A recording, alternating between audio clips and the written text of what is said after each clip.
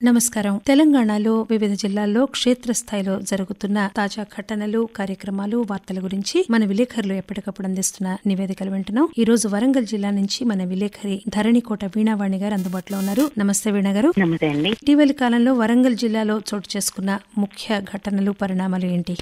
వరంగల్ జిల్లాలో ప్రస్తుతం ఎన్నికల హడావిడి కొనసాగుతుంది. వరంగల్ లోక్సభ నియోజకవర్గానికి ఎన్నికలు జరగనున్న నేపథ్యంలో అధికార యంత్రాంగం ఎన్నికలు సజావుగా సాగేలా కృషి చేస్తూ ఒక పక్కన స్వీప్ ఓటర్ అవగాహన కార్యక్రమాలను నిర్వహిస్తూ ప్రజలను ఓటు వేసేందుకు అందరినీ కూడా అవగాహన కలిగిస్తూ ఎక్కువ శాతం ఓటింగ్ శాతం నమోదవడానికి ప్రయత్నం చేస్తుంది. ఇక పోలీసులు శాంతి భద్రతల పరిరక్షణ కోసం ఓటర్లను ప్రలోభాలకు గురి కాకుండా డబ్బు, మద్యం, నగలు, ఉచితాలను పట్టుకోవడంలో బిజీగా ఉన్నారు. మొత్తంగా అయితే వరంగల్ జిల్లా వ్యాప్తంగా మండుతున్న ఎండలతో పాటు ఇప్పుడు ఎన్నికల వేడి కొనసాగుతుంది.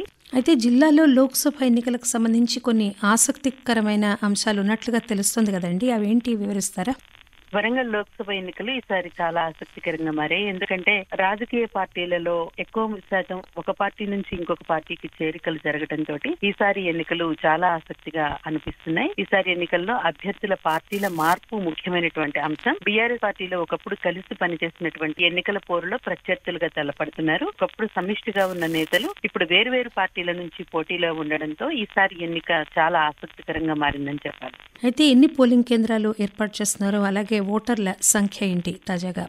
వరంగల్ లోక్సభ ఎన్నికల నిర్వహణకు 1893 పోలింగ్ కేంద్రాలను ఏర్పాటు చేశారు. ఓటరుకు 2 కిలోమీటర్ల డిస్టెన్స్ లో అంటే రేడియస్ లో పోలింగ్ కేంద్రాలు ఉండేలాగా చర్యలు తీసుకుంటున్నారు. ఓటర్లు ఎవరు చాలా ఎక్కువ దూరం వెళ్లి ఓటు వేసేటువంటి పరిస్థితి లేకుండా ఎక్కడికక్కడ ఏర్పాట్లు చేస్తున్నారు. ఇక పోలింగ్ కేంద్రాల వద్ద మౌలిక వసతుల కల్పన కూడా చేపట్టారు. ఎందుకంటే ఎండలను దృష్టిలో పెట్టుకుని అందుకు తగినట్టుగా మౌలిక సదుపాయాలను కల్పిస్తున్నారు. ఇక లోక్సభ ఎన్నికలు దగ్గర పడుతున్నటువంటి నేపథ్యంలో ఎన్నికల విధులు నిర్వర్తించేందుకు కూడా వివిధ శాఖల ఉద్యోగులను ఎంపిక చేసి వారందరికీ బాధ్యతలను అప్పగించారు. ఇక ఓటర్ల విషయానికి వచ్చినట్టయితే వరంగల్ లోక్సభ నియోజకవర్గంలో మొత్తం 18,17,696 మంది ఓటర్లు ఉన్నట్టు తుది జాబితా వెల్లడించారు. అయితే ఇప్పుడు ఇటీవల కాలంలో ఏప్రిల్ 15 వరకు నమోదు చేసుకున్నటువంటి కొత్త ఓటర్లను కూడా కలిపి వీళ్ళందరినీ కూడా పరిశీలించిన తర్వాత అర్హులైనటువంటి వారి వివరాలతో ఓటర్ల అనుబంధ జాబితాను కూడా ఈ నెల 25వ తేదీన ఫైనల్ గా ప్రకటించనున్నారు.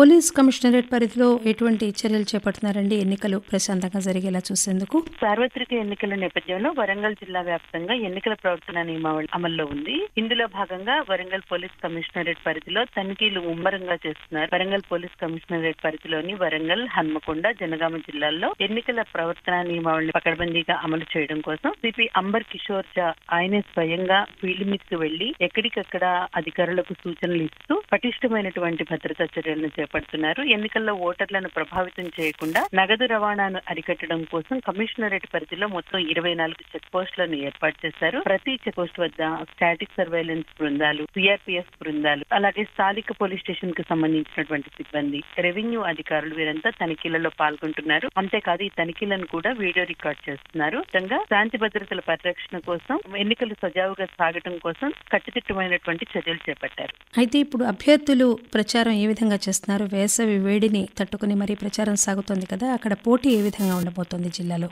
లోక్సభ ఎన్నికల్లో బరిలోకి దిగినటువంటి అభ్యర్థుల విషయానికి వచ్చినట్లయితే బీఆర్ఎస్ పార్టీ నుండి మారేపల్లి సుధీర్ కుమార్ ఎన్నికల బరిలో ఎన్నికల ప్రచారాన్ని సాగిస్తున్నారు. క్షేత్రస్థాయిలో పార్టీలో ఉన్నటువంటి నాయకులందరినీ కలుపుకొని ముందుకు వెళ్లే ప్రయత్నం చేస్తున్నారు. వరంగల్ బీజేపీ నుంచి ఆరూరి రమేష్ ఎన్నికల బరిలోకి దిగాడు. బీజేపీలో ఉన్న నేతలను కలుపుకుంటూ అందరితోటి ముందుకు సాగాలని చెప్పి ప్రయత్నం చేస్తున్నారు. ఇక ఎన్నికల ప్రచారంలో ముందైతే అందరూ సన్నాహక సమావేశాలను నిర్వహిస్తున్న పరిస్థితి ఉంది. పార్టీ శ్రేణుల్ని ఏకతాటి మీదకి తీసుకువచ్చి అప్పుడు ఎన్నికల ప్రచారానికి వెళ్లాలని భావిస్తున్న క్రమంలో సన్నాహక సమావేశాలు లో బాగా బిజీగా ఉన్నారు. ఇక కాంగ్రెస్ పార్టీ నుంచి కడియం శ్రీహరి కుమార్తె కడియం కావ్య ఎన్నికల బరిలోకి దిగారు. కడియం కావ్య కూడా సన్నాహక సమావేశాలు నిర్వహిస్తూ పార్టీ శ్రేణులను సమాయత్తం చేస్తూ మెయిన్ గా అందరూ ఏకతాటి మీదుగా పనిచేయడం కోసం సన్నాహక సమావేశాలు నిర్వహిస్తున్నారు. ఇలా పోటీ ప్రధానంగా ఈసారి త్రిముఖంగా ఉండబోతుంది.